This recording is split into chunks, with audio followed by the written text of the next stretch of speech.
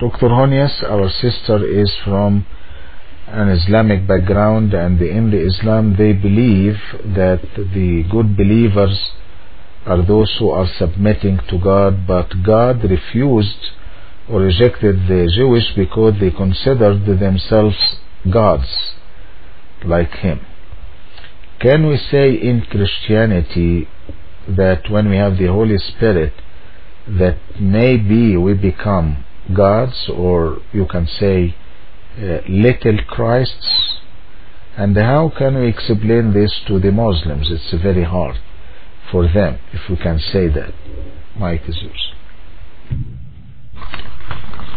Yeah, we would not use this kind of terminology that we are gods, that we are Elohim, that we have, that we are the divine essence, that we, so we would not use that kind of language. I am not familiar with the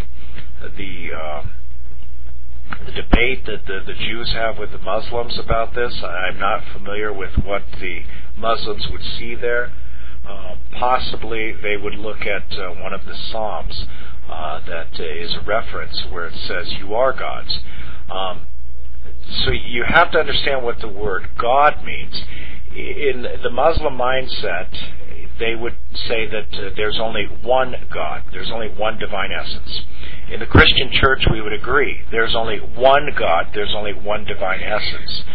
In the Old Testament, sometimes the word Elohim, which is the word we translate as God, is used and applied towards either angelic beings or specifically to rulers or princes. Please keep in mind that rulers or princes are God's representative on earth. They represent the one true God.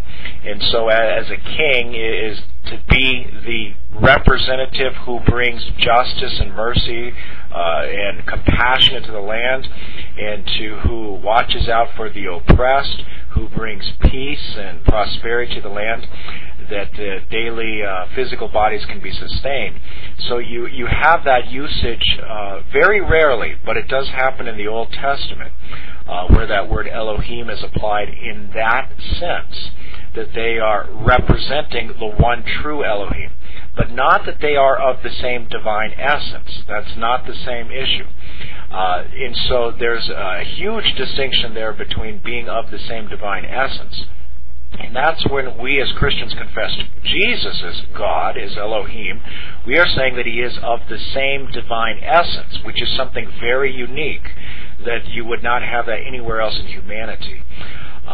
So again, I'm not familiar with the debate between the Jews and the Muslims over this issue, but it would possibly be that the Muslims are reading some passages in the Old Testament where the word Elohim is applied to humanity.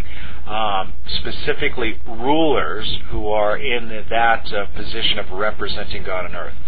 But insofar as we confess in the Christian church the one divine essence, we do not become the one divine essence. There's only one God, and He is the one. So we wouldn't use that language to say that we are gods in that sense at all.